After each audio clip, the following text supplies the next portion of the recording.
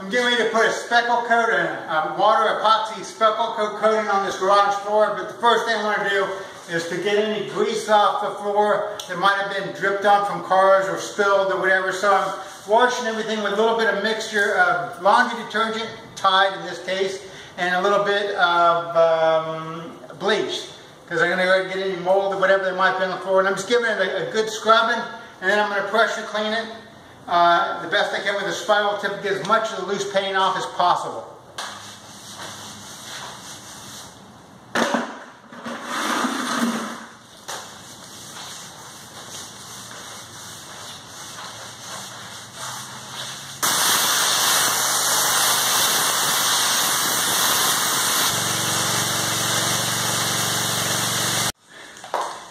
I'm going to go over the floor with this diamond cement grinder, and I'm just going to go over it real quick just to scratch through some of the paint so that the new paint can bond to the concrete below. And I'm just going over it real quick, knock some of the high chunks of concrete, things like that, little burrs are sticking up, whatever, just to make it like a little more flat.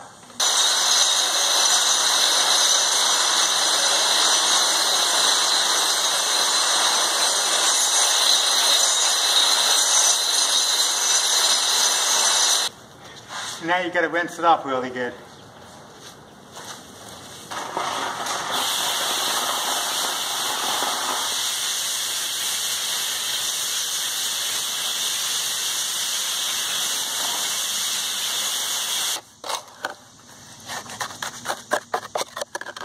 And we got a couple holes here on the floor. We got a patch them with some just mortar mix.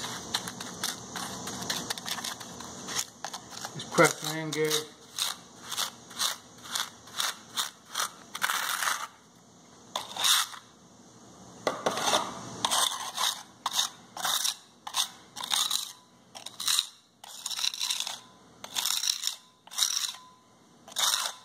These little things like this here, I'm not going to worry about because most likely they'll flake back out and then you'll have a worse spot. So it's just the holes, something like this.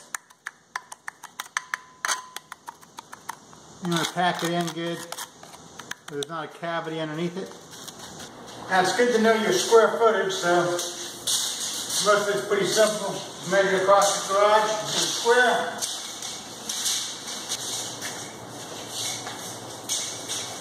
Comes out to be 21 by 23, roughly 485, let's just call it 500 square feet. It's been a few days since the last time I cleaned the floor with this. But I'm going to go over one more time because since then I've skip troweled the ceiling, painted it. There's a few drops of paint and a little bit of joint compound on the floor. So I'm going to go over it once more real quick with this and then broom it back out before I start.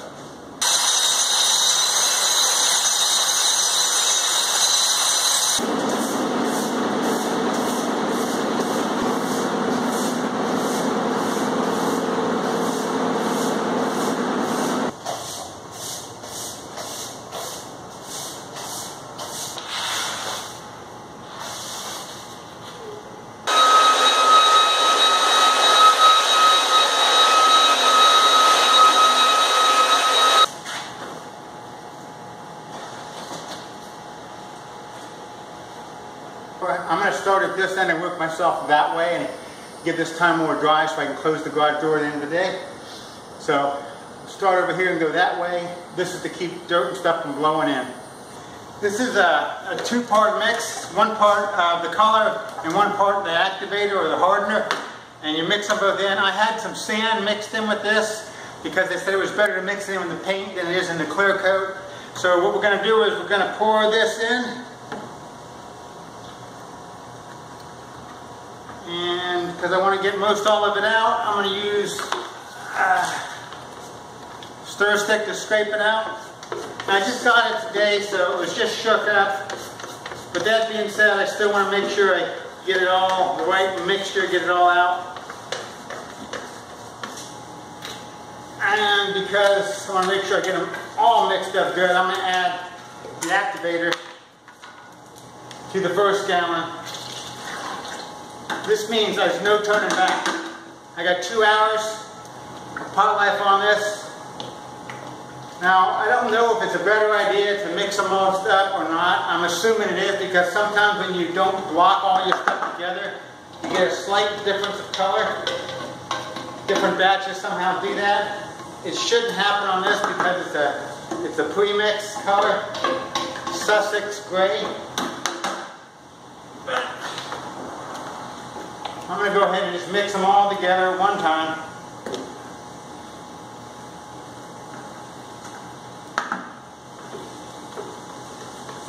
And every now and then it wouldn't hurt to stir the 5-gallon bucket up a little bit.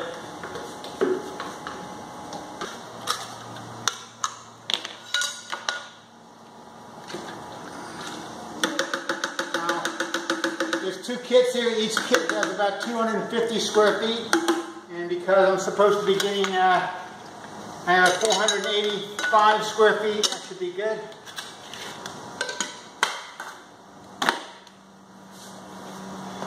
And you want to stir this up for several minutes. Make sure you get it all mixed together real good.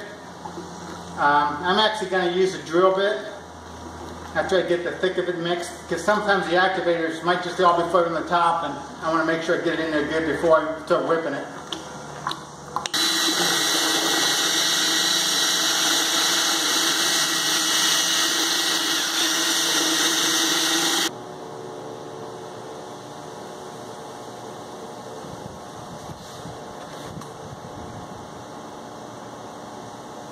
Now I'm just using an everyday water-based brush, a good quality one. Not the best, but you know, pretty good quality. And supposedly, if you clean it out within about 30 minutes after you're done using it, you can reuse it. That will be a test. I have a feeling I'll be throwing it away.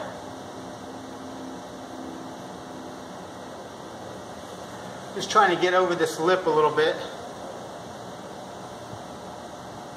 Kind of give it a finished edge. And I'm using about a 1/2-inch nap roller. A real good quality roller because I want it to cover good and not fall apart.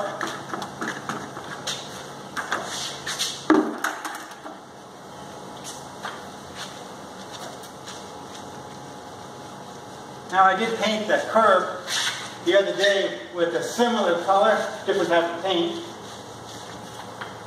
so I could get real close to the edge without having to fight it too much.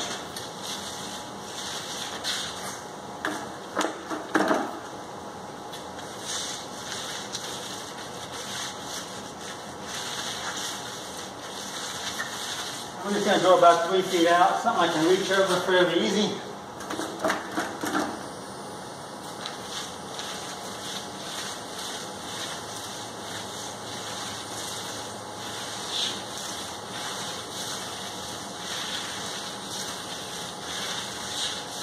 Stuff's pretty thick.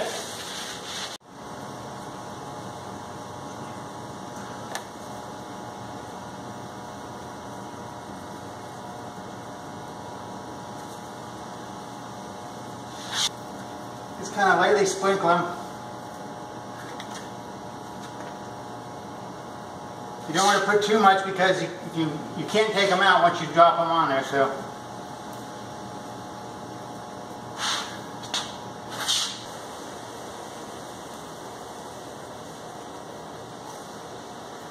And I'm trying to stay about a 1/2 inch away from the edge,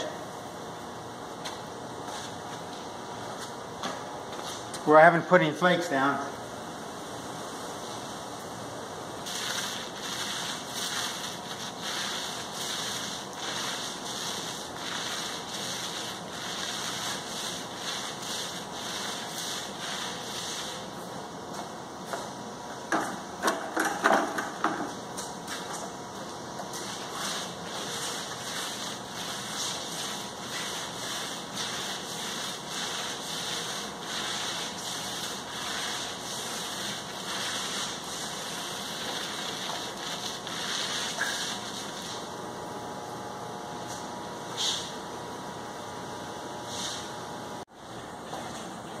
When I came back to this far inside corner, I went ahead and I rolled my strip this way, and then I rolled about this much coming this way, sparkled it. Another little section here, sparkled it, and just worked myself right out the door. Now I'm getting ready to put the clear coat on. The clear coat, you can walk on it within 24 hours, or about 24 hours, and you can't drive on it for a week, 7 days. So right now I'm going to blow off the garage floor because there's some flakes around on the edges and stuff that never stuck in any wet paint. And get it all cleaned out. Then I'm going to cut around the whole edges all the way around real quick, and then roll it, and I'll be done.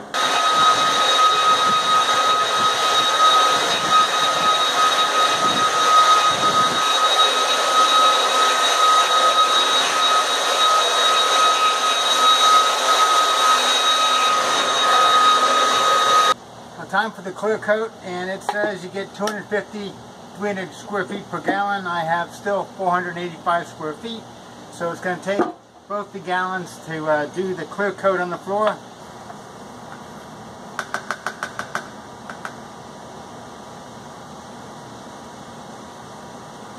First to mix them all independent of each other before you pour them in.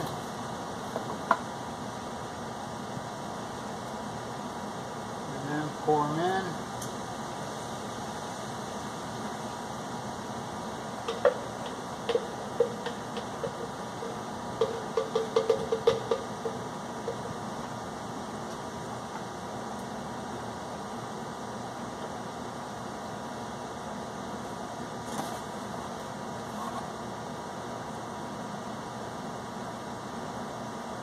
I kind of turn milky.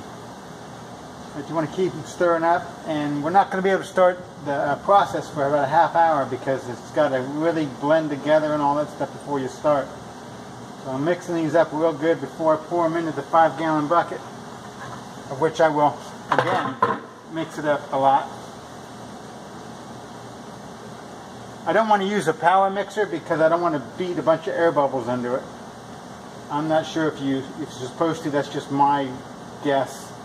Stuff is fairly thick, and you can add up to about a half a pint of water per gallon, and it takes 2 pints to equal a quart.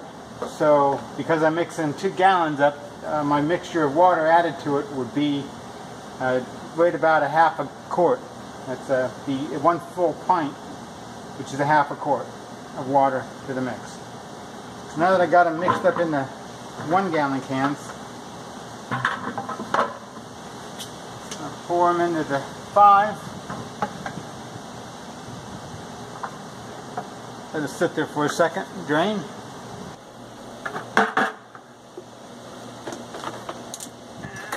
Mix the other one in.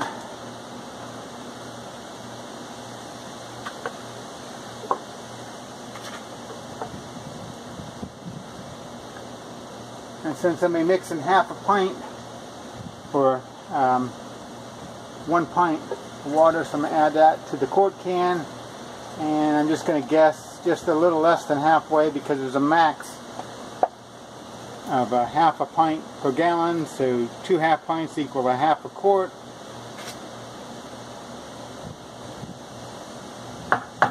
Two half pints equal a pint, and 2 pints equal a quart, so I'm going to go ahead and pour it in here.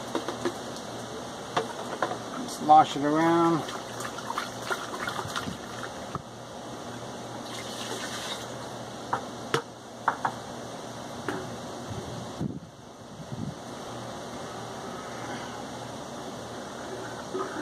And then this I mix up, and I have about a 2-hour pot life, and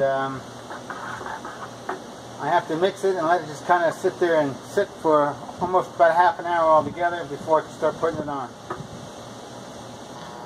Well, it's been about a half hour now, giving it a final stir,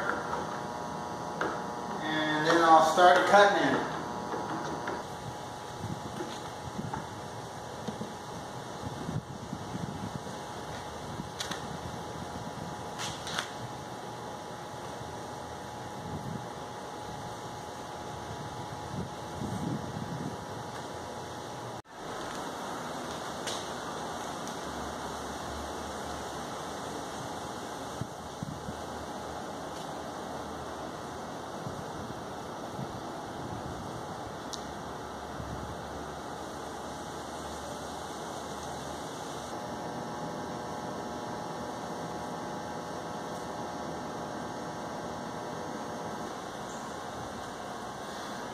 stuff is really thick. It's like almost like molasses. Like brushing syrup.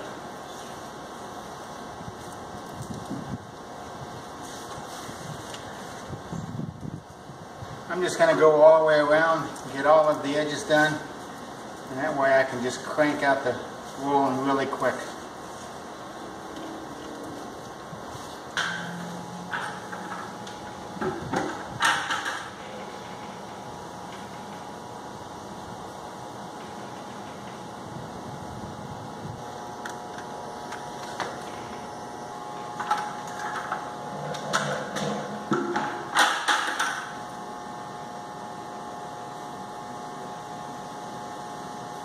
Not that it matters, but this is the same roller I used yesterday. I just cleaned it out really good from using the epoxy. I used just warm water and a little bit of soap and spun it out, and it seemed like it's doing pretty good. It's pretty soft, so it's going to work fine with this. And I've already cut it all the way around, 4 inches out, and now I'm going to go ahead and just start rolling. I don't want to be dripping too much on the floor, so once the roller gets a little bit saturated, it will work a little bit better. Now when I put it on, I want to kind of put it on in the center of the area I'm working. And what I want to do is I want to spread this in both directions. And you can kind of hear it and kind of get a feel for it. It goes out milky and kind of turns clear. You don't want to leave any puddles. And kind of just like glue, you just keep going over until you get a uniform look. Like in the middle there, it's a little whiter. And keep going back over until I get it a uniform finish.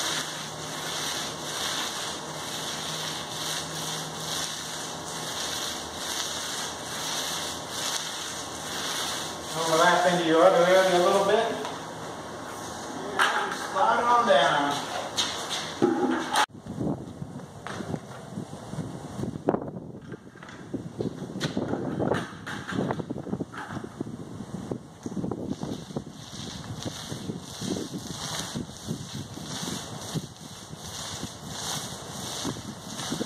Now it's also good to try to go both directions if you can. It helps spread it out.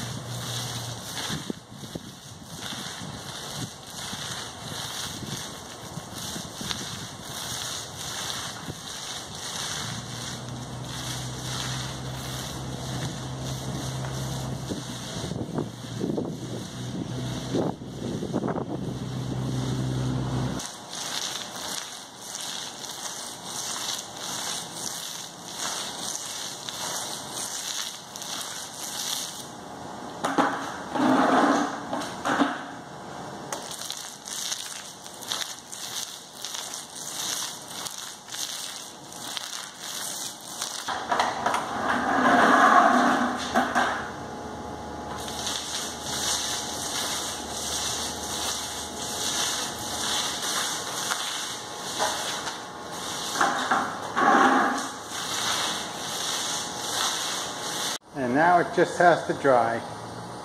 Can't walk on it for a day, and you can't drive on it for like a week. 7 days.